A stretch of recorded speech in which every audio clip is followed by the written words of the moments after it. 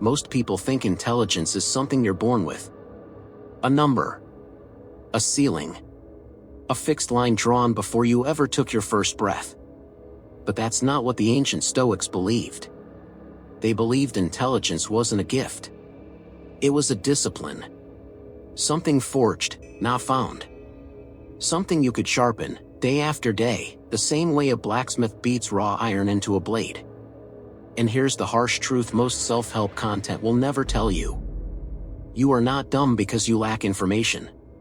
You are not slow because you lack talent.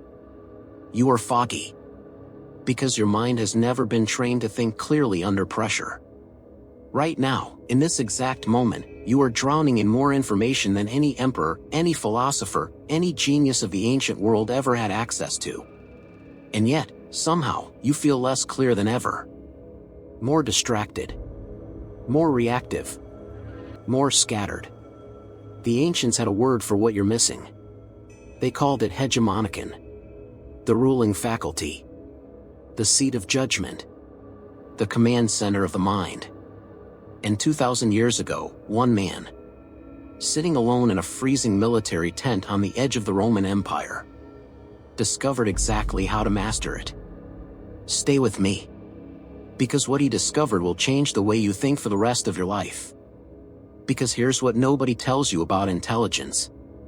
The smartest people you've ever met were not necessarily the ones with the highest test scores. They were the ones who stayed calm when everyone else panicked. The ones who could hold 100 conflicting facts in their head and still make a decision. The ones who didn't confuse a strong emotion for a correct conclusion. That is a different kind of intelligence. And it can be built, deliberately, the same way you'd build muscle or endurance. So let's go back. Back to the man who mapped this territory before almost anyone else in recorded history. The year is 170 AD. Marcus Aurelius, Emperor of Rome, is not in a palace. He is not surrounded by silken servants. He is on the frontier. In the region of modern-day Austria and Hungary. Commanding Roman legions against the Marcomannian Quadi tribes in a brutal, grinding war that will last, on and off, for nearly the rest of his life. Rome is also being ravaged by something almost as deadly as the enemy at the gates. A plague, later called the Antonine Plague, believed to have been carried back by soldiers returning from campaigns in the east. Historians estimate it killed millions across the empire over the following years. So picture the scene, as best the historical record allows us to. A man in his late 40s. Emperor of the most powerful empire on earth. Surrounded by disease, war, political betrayal, and the crushing isolation of command. And in the quiet hours of the night, in his tent, he does something extraordinary. He writes. Not for an audience. Not for publication.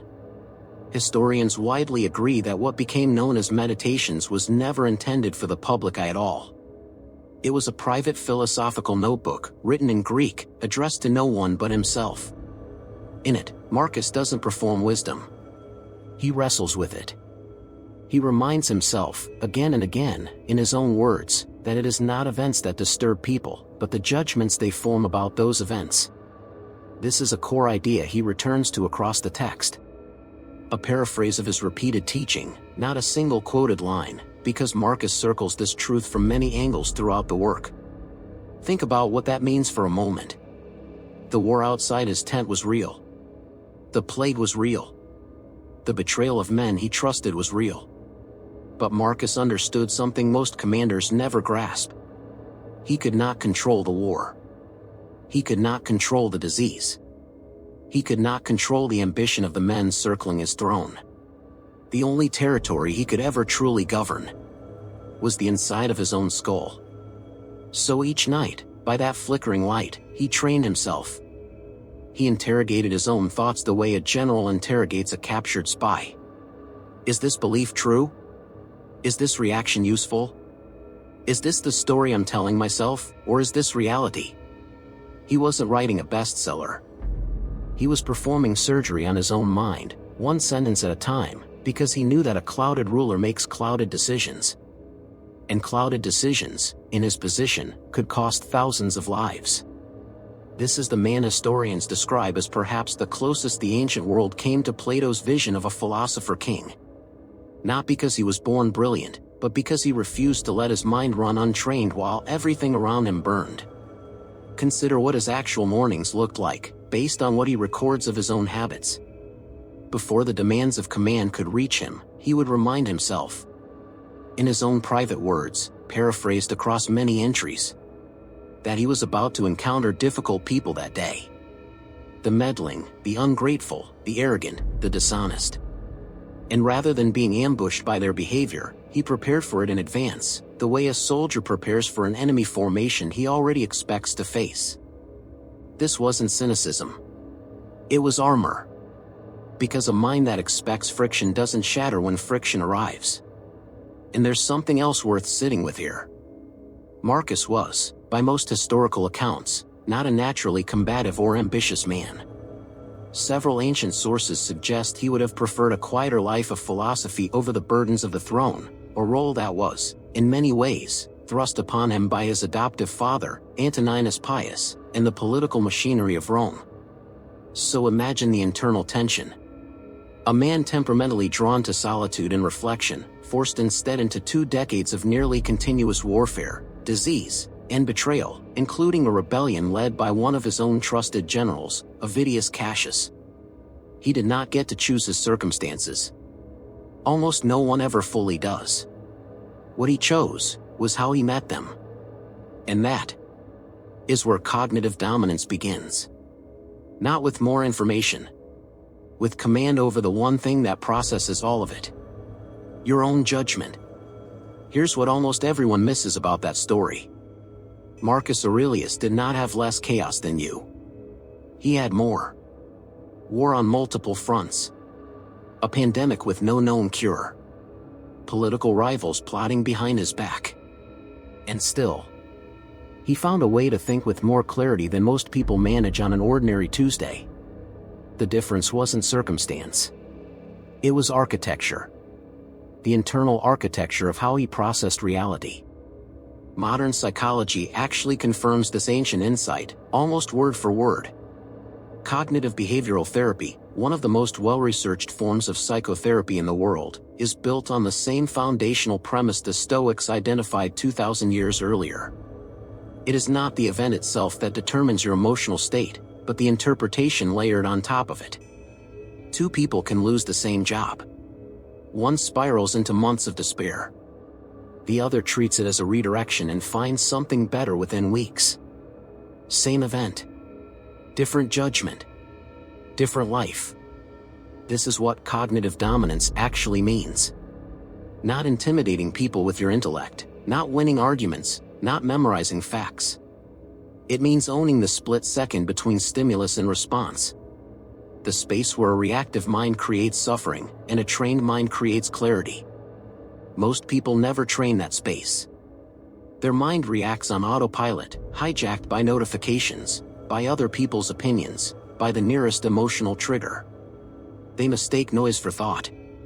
The Stoics understood something that modern neuroscience would later validate. Your brain's capacity for sustained, high-level reasoning is finite, and it's the same capacity, whether you're spending it on outrage over a stranger's opinion online, or on solving the actual problems in front of you.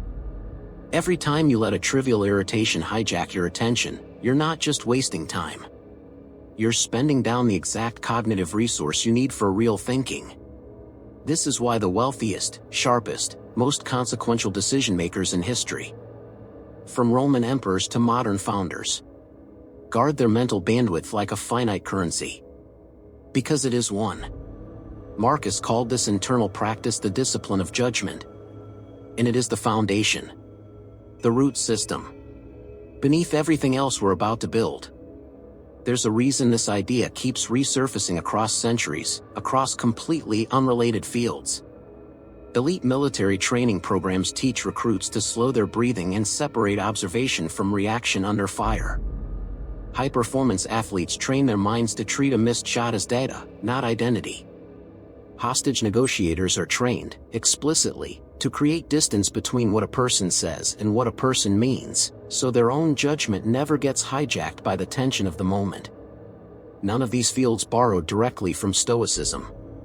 They arrived, independently, at the same conclusion the Stoics reached 2,000 years earlier. That the untrained mind is a liability, and the trained mind is a weapon. This is why cognitive dominance has almost nothing to do with raw IQ. You can have an extraordinary intellect and still make catastrophically bad decisions, because intellect without governed judgment is just horsepower without a steering wheel. The people who consistently make sound decisions under pressure aren't necessarily the ones who think the fastest. They're the ones who've built enough internal distance that panic, ego, and impulse don't get to drive. That distance is not a personality trait. It is a trained skill. And like any skill, it decays without practice, and it sharpens with repetition. So how do you actually train this? Of the many mental exercises within the Stoic tradition, for rise above the rest. For disciplines that, practiced consistently, will sharpen your judgment the way a whetstone sharpens a blade. Technique 1, the pause of perception. Every time something triggers you. An email, a comment, a piece of bad news. There is a gap. A tiny, almost invisible gap between the event and your reaction. Most people never notice it exists. You're going to start noticing it. Here's how. The next time you feel a spike of irritation or anxiety, physically pause. Not metaphorically. Physically. Stop typing. Stop talking. Take one slow breath, and silently ask yourself a single question, the same question Marcus asked himself in that tent. Is this the event, or is this my judgment about the event? 9 times out of 10, you'll find it's not the event itself wrecking your peace. It's the story you immediately wrapped around it. Once you can see that gap, you stop being ruled by it. Technique 2, the view from above. This is a visualization practice the Stoics referenced repeatedly across their writings. Mentally rising above your current situation, picturing it from a distance, as if watching your own life from far overhead. What a problem feels enormous. A deadline, a conflict, a failure. Close your eyes for 30 seconds. Picture yourself from above. Then further above that. Above your city. Above your country. Above the curve of the earth itself. From that height, ask yourself honestly. Will this matter in 5 years? Will it matter in 50? This isn't about dismissing your problems. It's about restoring proportion. A mind that has lost proportion cannot think clearly, because it's spending all its processing power on a threat that isn't actually as large as it feels. Technique 3, the evening reckoning. This one comes from the broader Stoic tradition of nightly self-examination, a practice also described by philosophers like Seneca in his own writings on the discipline of reviewing one's day. Before you sleep, spend 5 minutes. No more. Reviewing your day with total honesty. Not judgment. Not self-punishment. Just clear-eyed review. Ask 3 things. Where did I react instead of respond today? Where did I let someone else's opinion control my mood?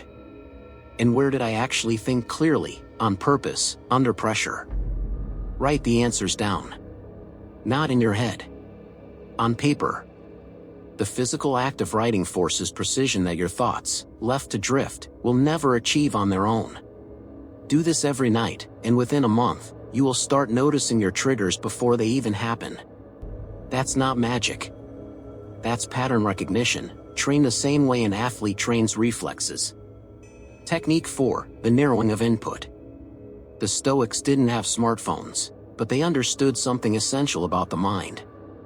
It can only think clearly about what it has room to hold. Pick 1 hour today. Just 1. Remove every input you don't need for that hour. Notifications, background noise, the impulse to check anything. Give your mind a single, narrow lane to think in. You will feel, at first, an almost physical discomfort. That discomfort is the signal of a mind that has forgotten how to be alone with itself. Push through it.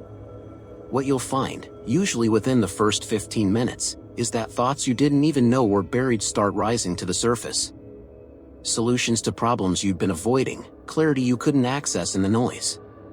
This is not a productivity hack. This is the exact terrain Marcus governed in that tent by candlelight. A mind with room enough to actually think. Notice something about all 4 of these techniques. None of them require more information. None of them require a course, a book, or a guru. They require subtraction, not addition. Removing the noise between you and your own judgment. That's the part almost nobody wants to hear, because it's not exciting. There's no shortcut, no hack, no single morning routine that installs clarity overnight. There's only the daily, unglamorous discipline of catching your own mind in the act. Reacting, spiraling, drifting. And gently, firmly, pulling it back into command. Start with just one of these 4. Not all 4 at once. Pick the pause of perception, or the evening reckoning, and practice it for 7 days before adding another. A mind, like a muscle, is trained through consistent, manageable strain. Not through overwhelming itself into burnout on day 1. Marcus Aurelius never knew his private notebook would outlive the empire he ruled. He never knew that 2,000 years later, people in a world he couldn't have imagined. Lit by screens instead of candles, drowning in information instead of silence, would still be turning to his words for the same reason he wrote them. Not to become smarter in the way the world measures intelligence, but to become clearer. In the one place that was always, entirely, his to command. Your mind is the only territory you will ever fully govern. Everything else, the war outside your tent, was never yours to control. If this gave you something worth carrying into tomorrow, subscribe. There's more of this waiting for you. The work of the mind is never finished. But it is, always, worth doing.